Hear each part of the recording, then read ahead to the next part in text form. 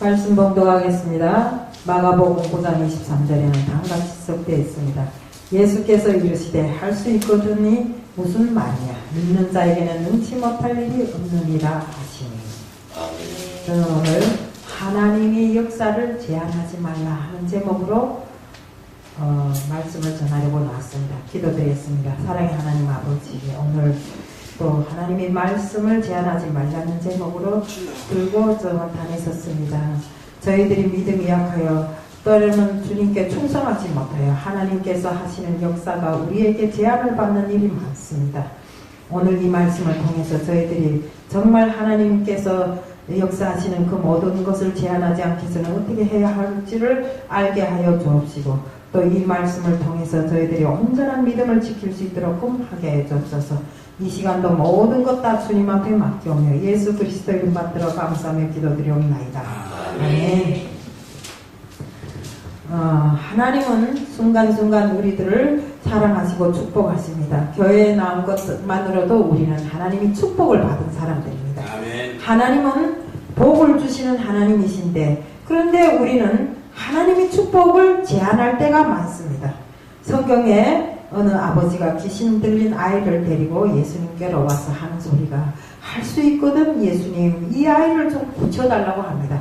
그럴 때 예수님께서 무엇이라고 하니까, 할 수 있거든이 무슨 말인가, 믿는 사람에게는 능치 못함이 없다고 이렇게 말씀하십니다. 아멘. 우리 할 수 있거든이라는 이 말 자체가 하나님의 역사를 제한하는 이런 말입니다.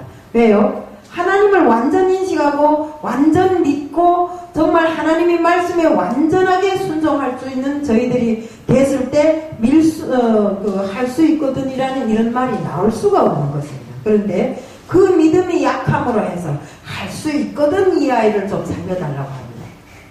그때 예수님께서 할 수 있거든이 무슨 소린가?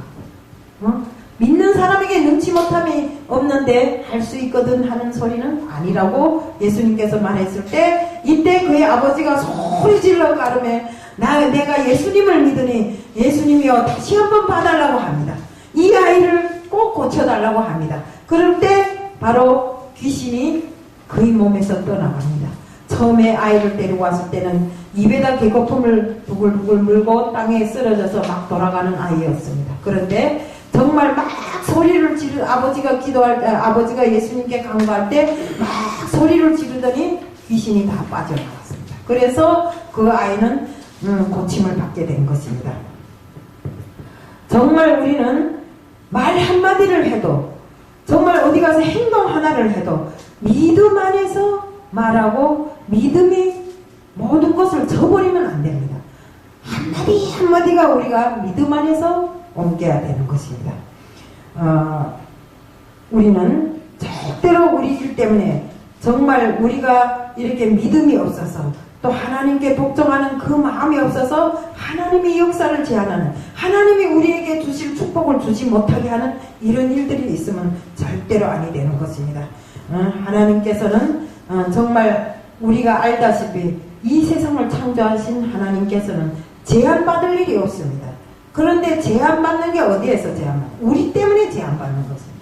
우리가 믿음이 약하고 세상 일에 취해 돌아가고, 정말 어떻게 하나 하나님이 뜻으로 살겠다고 이렇게 막 입술로는 내오는데 그 행함이 온전치 않아서, 정말 하나님께서 바라봤을 때 내가 저에게 축복을 줘야 되나 안 줘야 되나 할 정도로, 정말 긴가민가 할 정도로 우리가 행동을 하고 다닌다면, 그게 바로 하나님의 역사를 제한하는 것입니다.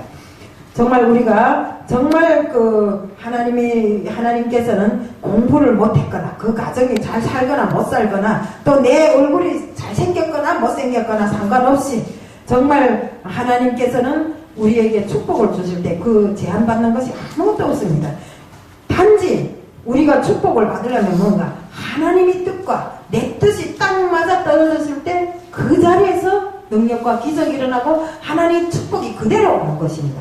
그런데 내 뜻은 저쪽에 가 있는데 하나님 니한테 축복 주겠다 해봐야 내 뜻이 맞지 않는데 축복을 주시겠습니까? 절대로 그런 기적은 일어나지 않습니다. 열왕기하 4장 2절에는 다음같이 지적되어 있습니다. 엘리사가 저에게 이르되 내가 너를 위하여 어떻게 하랴? 내 집에 무엇이 있는지 내게 고백하라. 저가 가로되 계집종이 집에 한 병 기름 위에는 아무것도 없나이다. 기름 한 병은 아주 작은 것입니다. 그런데 그런 작은 조건으로 인해서 큰 기적이 일어나는 것이 바로 하나님의 역사인 것입니다. 우리 성경에 다 알지 않습니까? 선지자 엘리사가 어느 한 여인, 말하자면 데리고 다니던 자기 그 생도가 죽었어요. 그러니까 그 여인이 와서 내 남편이 죽었는데 지금 그 빚을 지은 자들이 와서 내 두 아들을 데려다가 종으로 삼자고 하니 어떻게 하겠습니까? 선지자요, 내가 어떻게 하면 좋겠는가? 하나님이 일꾼이야 어떻게 하면 좋겠는가 하고 막 그 하소연합니다. 그럴 때 엘리사가 너희 집에 도대체 무엇이 있느냐 하니까 기름 한 병이 있다고 하는 것입니다. 우리가 말할 때 생각할 때 기름 한 병은 너무나 작은 것입니다. 그렇지만 엘리사가 뭐이랍니까? 네가 두 아들을 데리고 가서 온 동네 그릇을 다 빌려다가 집에다 놓고 문을 닫고 들어가서 기도를 하라고 합니다. 그럴 때 그 한 병의 기름으로 인해서 그 빌려온 그릇들이 다 차고 넘치도록 기름이 나오는 것입니다. 끊기지 않고 기름이 다 찼을 때 그릇마다 기름이 찼을 때 그 여자가 아들들에게 그릇을 더 가져오라고 하니 그릇이 없습니다 하니까 그때야 기름 나오는 것이 멈췄습니다. 그때 문을 열고 그 여자가 나와서 엘리사에게 구하려고 하는데 엘리사가 뭐라는가, 너는 가서 그 기름을 팔아서 빨리 그 빚쟁이한테 빚을 물고 그 나머지 것으로는 너희들 생활을 하라고 합니다. 그렇습니다. 기름이 그 작은 것이지만 우리 믿음의 분량에 따라서 하나님께서는 축복을 우리 믿음의 분량에 따라서 주는 것입니다. 우리 믿음을 크게 가지면 크게 주는 것이요, 작게 가지면 작게 주는 것입니다. 그래서 제가 정말 우리 이 성전을 내놓고 다른 데 가겠다고 했을 때 참 생각을 많이 했고 기도도 많이 했어요. 정말 살면서 내가 이런 성전을 위해서 기도해보기는 아마 이번이 처음인 것 같습니다. 뭐 물론 그전에도 하기는 했지만 그 기도보다도 이번에 많이 했어요. 하면서 제가 정말 마음속에 받은 감동은 정말 하나님께서는 우리가 크게 생각하면 크게 주시고 작게 생각하면 작게 주신다. 그러니 이 성전을 위해서 우리가 크게 기도할 때 하나님께서는 우리에게 채워주시지 않을까. 지금까지도 어떤 방법으로든지 채워주셨으니까 앞으로도 채워주시지 않을까. 그러니 정말 나만 데 가서 눈칫밥을 먹으며 사느니 하나님 일을 정말 하나님 일을 하면서 나만 데 가서 눈칫밥을 인간들에게 가서 이 눈칫밥을 먹으면서 생활하느니 차라리 여기서 힘들어도 여기서 우리 뜻으로 하나님의 뜻을 전하는 것이 아니겠는가. 정말 하나님의 뜻이 여기에 있다면 하나님께서는 꼭 우리를 도와주실 것이다. 이런 마음이 들어가는 것입니다. 그래서 정말 어떻게 하나 정말 제가 이걸 유지해 보려고 생각을 했는데 또 어떻게 됐는지 주겠다던 돈은 4월달에 가야 준다고 막 난리가 난 겁니다. 그래서 우리가 이렇게 저렇게 조건이 넘어가는 걸 보니까 그래서 여기에 있는 것이 상책일 것이다 하는 생각이 막 들어가는 겁니다. 그래서 우리는 정말 이렇게 놓고 봤을 때 하나님께서는 우리가 크게 생각하면 크게 주고 작게 생각하면 작게 주는 것입니다. 작은 성전을 가지면 작게 들어가는 거예요. 큰 성전을 가지면 크게 들어가는 겁니다. 근데 우리가 여기를 통해서 정말 많은 사람들에게 복음을 전하고 그 전한 복음으로 인해서 이 자리에 꽉 찰 때는 우리가 성전비를 그 생각 안 해도 될 만큼 이렇게 하나님께서 채워주실 줄로 믿습니다. 네. 단지 하나님께서는 우리 믿음 때문에 제한을 받는 것입니다. 우리 믿음의 분량이 너무 작아갖고 하나님께 구하는 게 너무 조금 구하기 때문에 하나님께서 제한하는 것이지, 우리가 믿음의 분량이 커가지고 많이 구해보세요. 작게 주는가 크게 주실 줄로 알고 있습니다. 시편 81편 10절에는 다음같이 되어 있습니다. 나는 너를 애굽 땅에서 인도해낸 여호와 네 하나님이 내 입을 넓게 열어 내가 채워주리라 하였으나. 아멘. 우리 마음대로 되고 우리는 어떤 일이 있어도 믿음이 어디에 가서도 믿음의 말을 하고 믿음으로 인해서 모든 생활을 진행해야 되는 것입니다. 우리가 세상에 마음을 뺏기지 않고 오직 주님만 사모하면 주님께서는 우리들이 요구하는 그 모든 것을 다 해결해 주십니다. 우리 그 성경에 있지 않습니까? 두드리라. 그러면 열릴 것이요. 간구하라. 그럼 내가 줄 것이라고.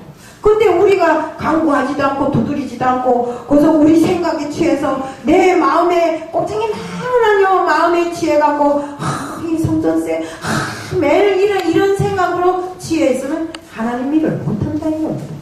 물론 크게 내놓으려면 좀 우리 역량이 작아서 힘들긴 하겠지만 그래도 우리가 큰 마음을 먹고 크게 한다면 우리는 하나님께서 크게 주실 줄로 믿습니다.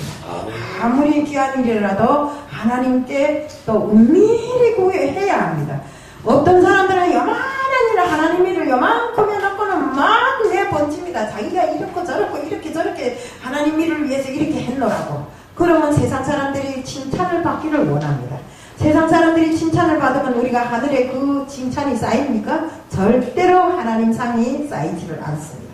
그렇기 때문에 성경 말씀에 그런 게 있잖아요. 마태복음 6장 6절에는 너는 기도할 때 내 골방에 들어가 문을 닫고 은밀한 중에 계신 네 아버지께 기도하라. 은밀한 중에 보이시는 네 아버지께서 갚으시리라. 주님과 하나님의 은혜가 있을 때 하나님은 제한을 받지 않는 것입니다. 아직 기적을 체험하지 못한 이런 사람들이 있다면 그거는 믿음이 부족하거나 하나님이 때가 되지 않았기 때문이라고 생각합니다. 하나님의 역사는 믿음을 통해서 일어나는데 주님은 우리의 믿음이 없음을 책망하셨습니다.